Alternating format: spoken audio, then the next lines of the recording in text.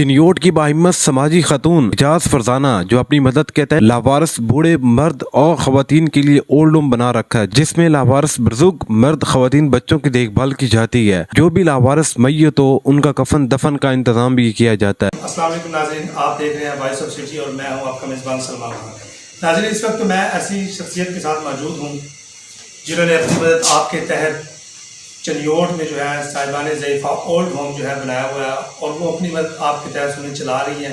हमारे साथ मौजूद है मैडम इजाज़ फरजाना लाली साहिबा, जानते हैं उन्हीं की ज़बान। अस्सलाम वालेकुम अस्सलाम। आपने अपनी मदद आपके तहत जो चिन्योट में ये साहिबान ज़ईफ़ा ओल्ड होम चला रही हैं, ये कब से चला रही हैं और कैसे ये आपने शुरू किया इस बिस्मिल्लाहिर्रहमानिर्रहीम।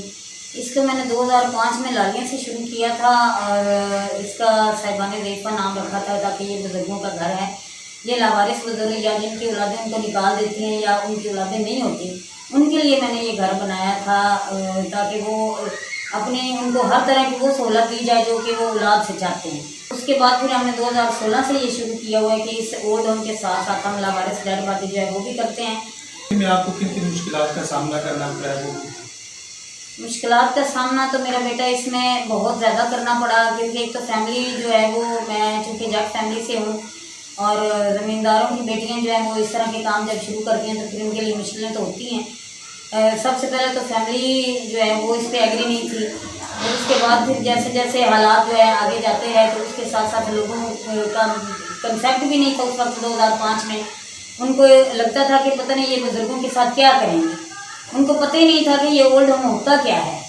तो ये एक नई चीज़ थी और इसके लिए उनका ये सोचना या उनका बार बार ये मुझे कहना कि आप फ्रॉड करेंगी, बुज़ुर्गों से भीख मंगवाएंगी या उनकी आप गुर्दे बेचेंगी या आंखें बेचेंगी, तो ये सारे मामला जब इकट्ठे होते हैं तो फिर बहुत ज़्यादा प्रॉब्लम हो जाती है। अच्छा मैडम, ये बताइएगा अगर कोई इनमें से बुज़ुर्ग बीमार हो जाता है, आधी रात होती है तो उस वक्त भी काफ़ी मुश्किलात होती है, उसे कैसे आप मैनेज कर सकती हैं?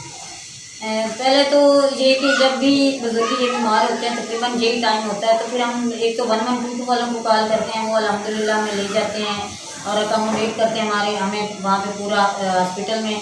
फिर DHQ चिन्योट है वो हमारे साथ तामन करते हैं। इधर डॉक्टर हसन जमील साहब हैं, डॉक्टर फ़खर हैं, डॉक्टर निसारफुद्दीन का बहुत ज़्यादा देखभाल कर लेते हैं।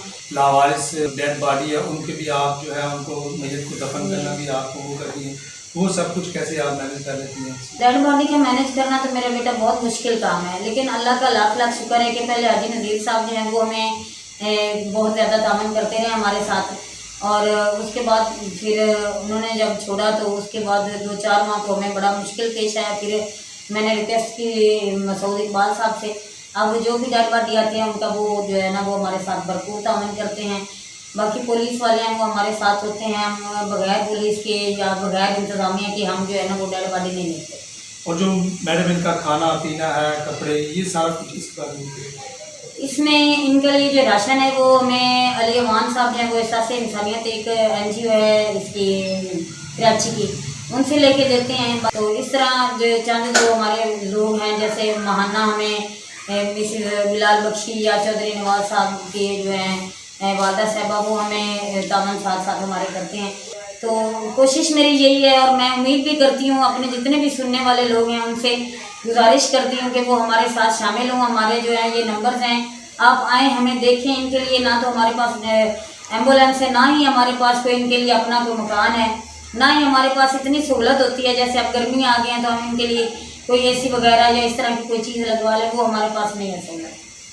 तो इस तरह अगर लोग हमारे साथ ये तामन करते रहें तो जिनके लिए हमें मसला बनता है, जो ज़हनी मरीज़ हमारे पास आते हैं ना, हमने सबसे ज़्यादा उनके लिए मसला। अच्छा साहब, मैडम वो बताइएगा अगर वो कोई ज़हनी मरीज़ आपकी बात लेकर अगर आ जाता है तो जिसका ज़हनी तवाज़ुन दुरुस्त नहीं होता तो उसको आप किस तरीके से हैंडल करते हैं? ये हमारे लिए बहुत मुश्किल काम है, क्योंकि जो ज़हनी मरीज़ होते हैं जैसे आपने देखा कि हम ताले लगा के रखते हैं, हमारे पास बाकायदा ऐसा कोई निज़ाम नहीं है कि कोई गार्ड हम रख सकें, हमारे पास इतना वसाइल नहीं है। उनके लिए मुलाजिम अलग हमें रखने पड़ते हैं। सबसे बड़ा जो हमारे लिए प्रॉब्लम होता है फिर उन मुलाजिमों को तनख्वाहें देना, उनके लिए जो मेडिसिन की सहूलत है वो देना।